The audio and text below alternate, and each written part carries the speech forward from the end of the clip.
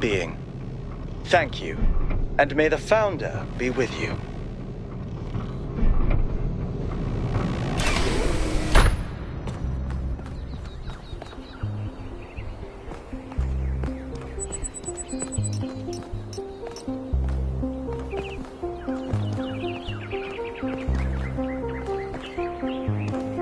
Hello, 1K. Welcome to New Jerusalem.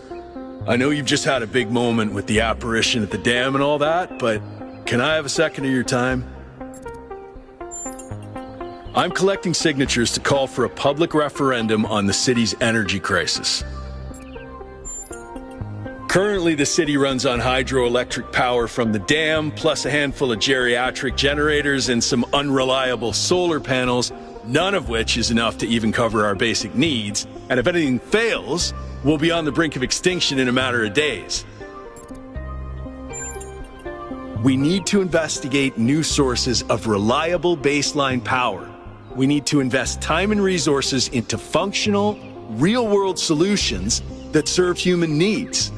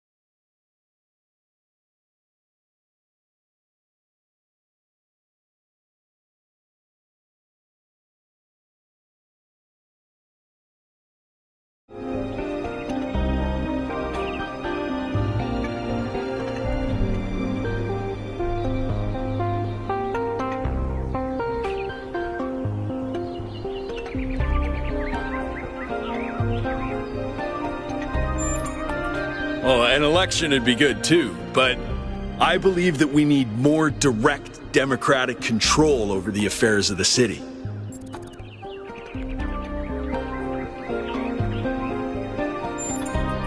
No, I help run the public transit system, but I witness the impact of the city's power problems every day.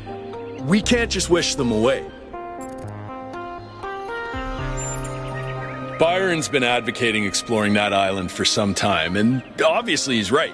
Something very strange is going on there, and it's going to start affecting us.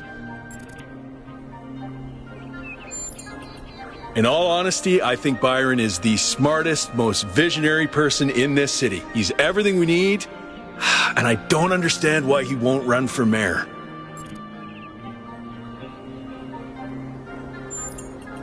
Thanks, 1K. I don't know if this petition will really accomplish anything by itself, but at this point, I'm willing to try anything.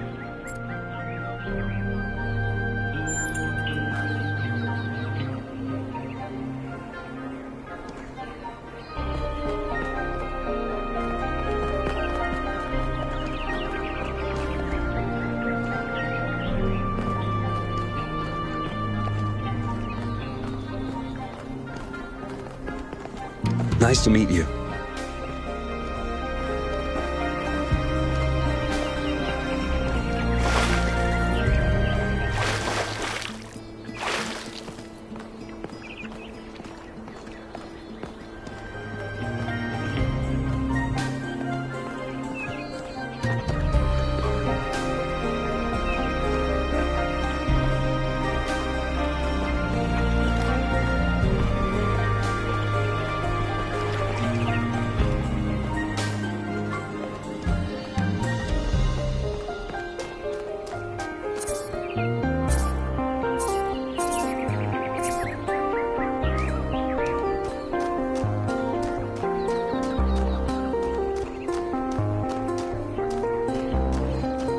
Founder's blessings.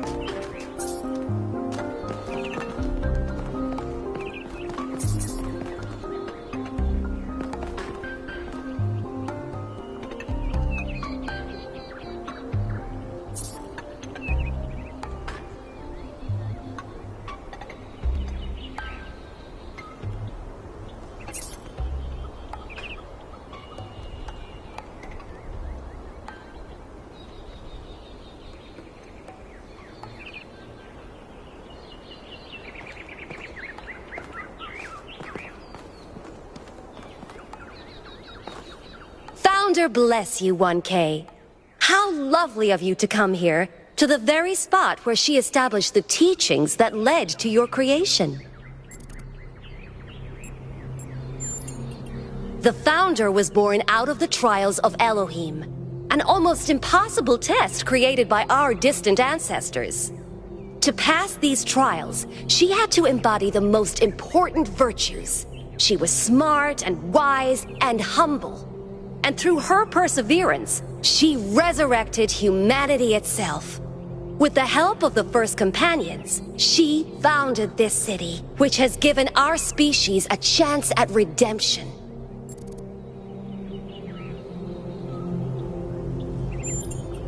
They were the first to be born after the Founder. 2 whose bodies had been anointed by our ancestors, and 10 who were made whole by the Founder herself. They are the wisest of us.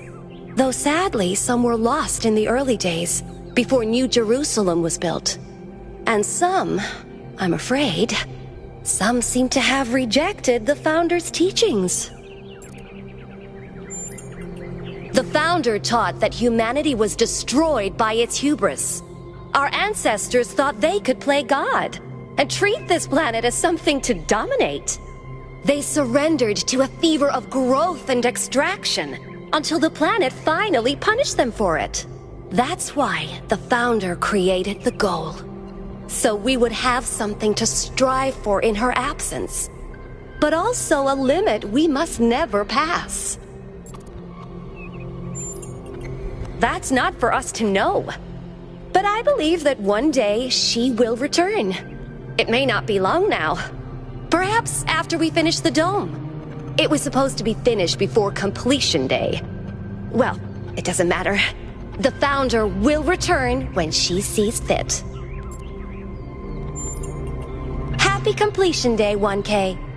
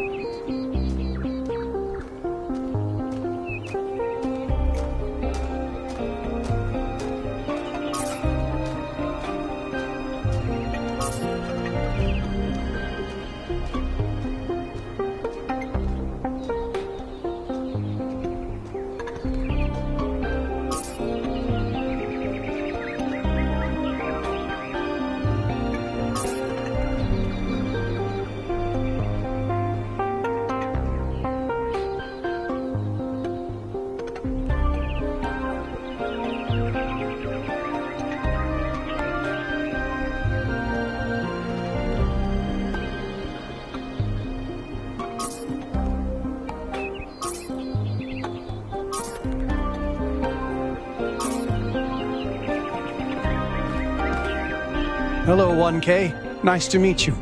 What brings you to Milton's Rest? It's funny how common that trait is. At first, I thought it might have been an error in the simulation, but it looks like it was the same for our ancestors. Can you believe that there used to be hundreds of millions of cats on the planet? And people used to make videos of them and share them with the rest of humanity. Must have been incredible. I wonder if they appreciated how good they had it.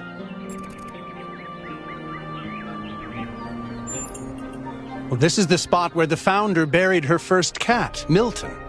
She found Milton just after she woke up, and he lived with her and the first companions for almost 20 years.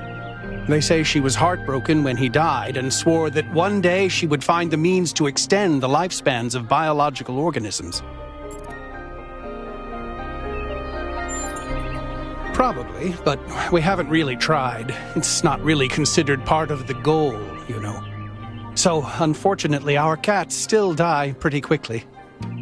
You fall in love with them, they become a part of your life, and then they're gone. That's why we built this place, to remember them.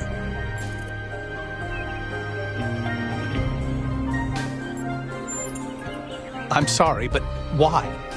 I mean, it sounds profound, but is it really? Death is natural, so is disease, pain, extinction. That doesn't mean we just shrug and ignore it. If we love something, we protect it. Even if I do everything right, eventually I will watch every cat I love die of kidney failure. What's good about that? Putting aside fortune cookie platitudes, how can we look at suffering and death and declare it good?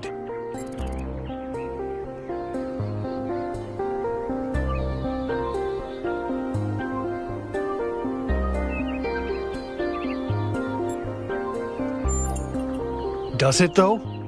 Or is that something our ancestors told themselves because they were afraid to die? Because I've lived longer than most ancients did, and I still have tons of things I'd like to do. And a cat can sleep and eat and play forever. Isn't that a beautiful thought?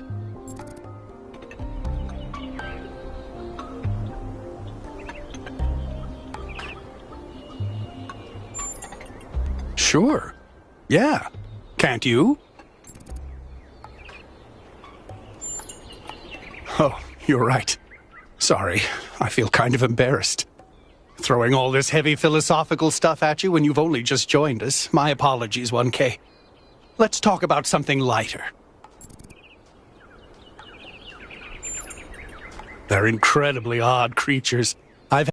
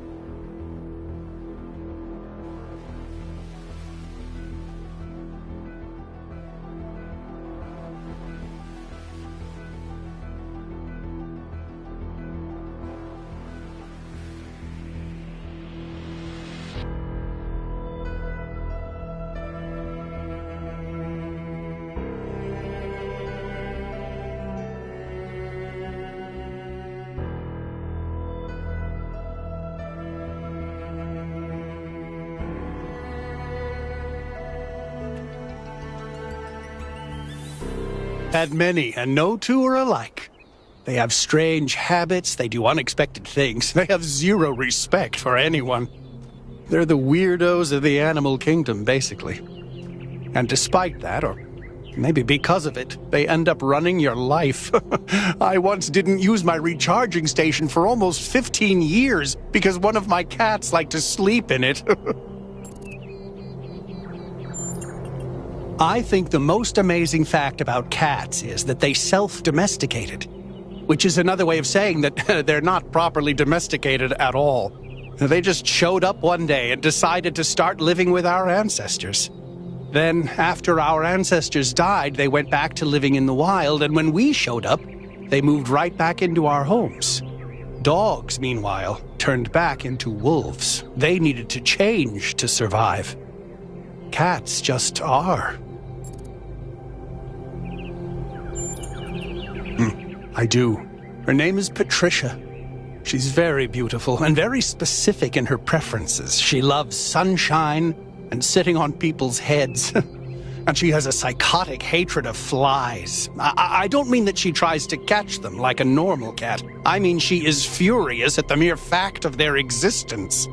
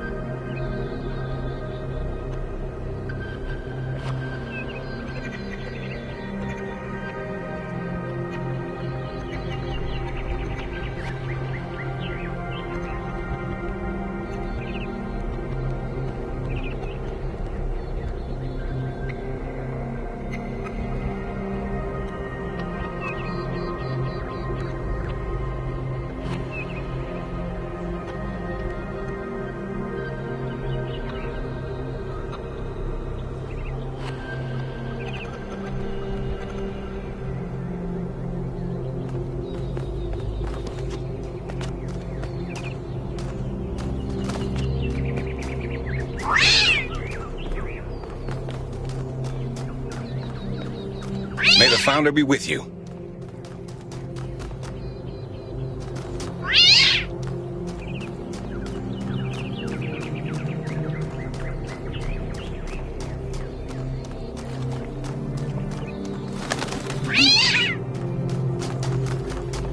Hi, 1K.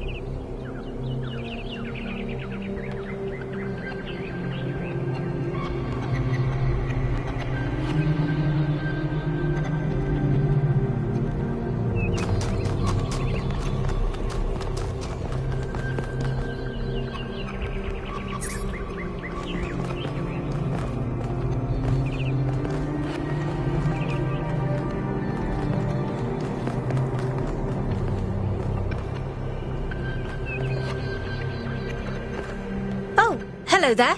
You must be the long-awaited 1K. Lovely day for a walk, is it not? Oh, that sounds very dramatic. I must admit I wasn't following the stream. This whole completion day business is not for me. The Alexandra Drennan Memorial. Are you interested in history? How wonderful. I'm not a full-fledged historian, but I do consider myself a bit of an aficionado.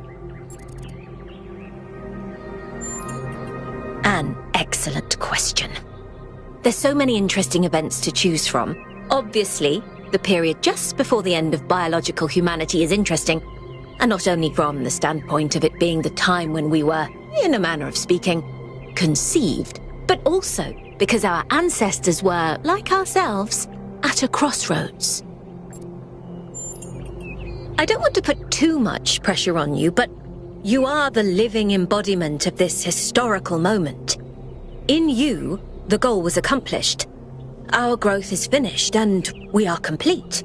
Or are we? Indeed. The future is about to take shape, for good or ill. I suspect it will be exhilarating, but painful as well. Well, where do I even start? This, my dear 1K, is someone who could very well be considered the mother of us all. A remarkable scientist by the name of Alexandra Drennan, also known as the progenitor. A long time ago, this planet was inhabited by our ancestors, a species of bipedal mammals with unusually large brains. When a particularly lethal virus threatened to wipe out civilization, it was Alexandra Drennan and her team that decided to create the program that would eventually result in the creation of our kind. Without her, you and I would not exist, and everything our ancestors had accomplished would be forgotten.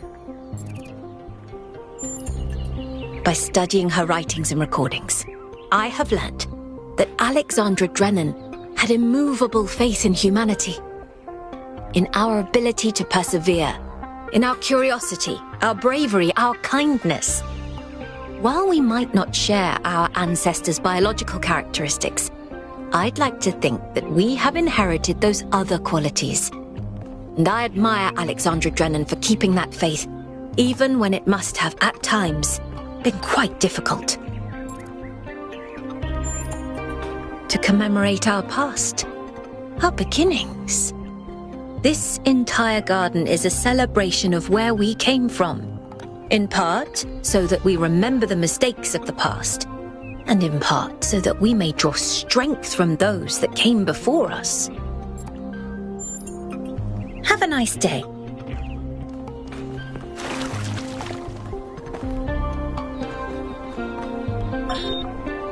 Nearly everything on this planet, from the surface of the Earth to the continent. The answer that came to me again and again was play. Every human society in recorded history has games.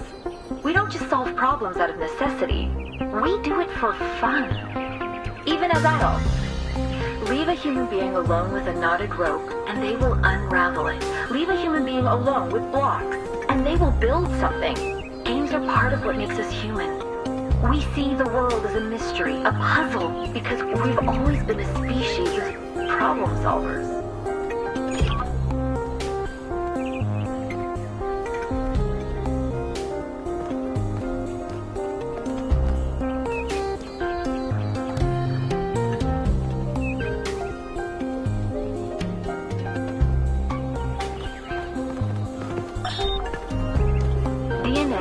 Information transmitted across time. The living and the dead are part of the same chain, bound together by chemistry. That's true of all species. But humanity has taken this bond further. Thanks to technology, we have access to the thoughts and ideas of people whose physical bodies are long gone. Like you listening to me now. Even though I'm definitely dead at this point, you're part of that chain. You have the capacity to remember.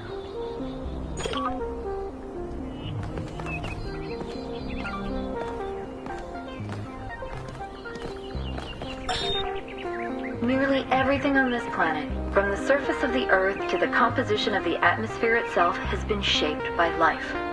It's a process that takes millions of years. But we humans, with our technology, with our understanding and manipulation of systems, have changed everything in just a few centuries. I think that's also part of what makes us human. We reshape the world in our image. It's how we create ourselves and how we destroy ourselves.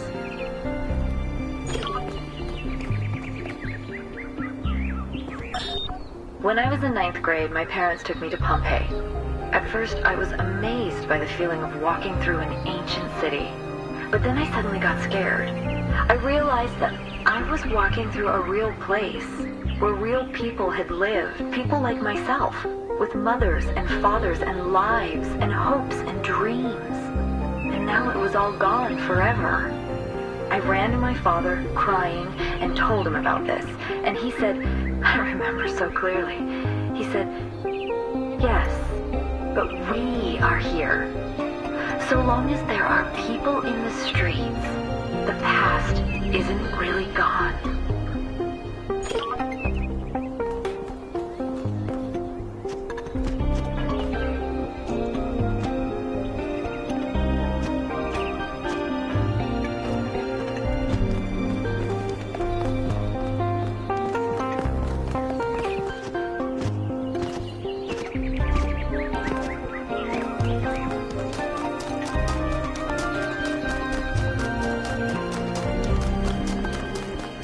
Here.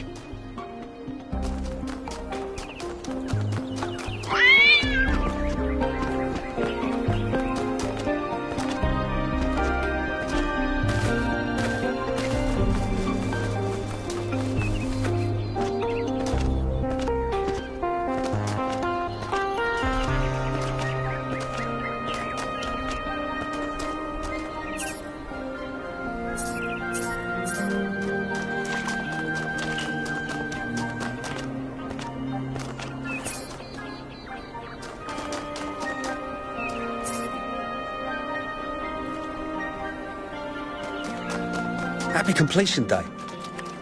What do you think that was? It was Prometheus. Sure, but it wasn't the actual Prometheus. It was some kind of a projection.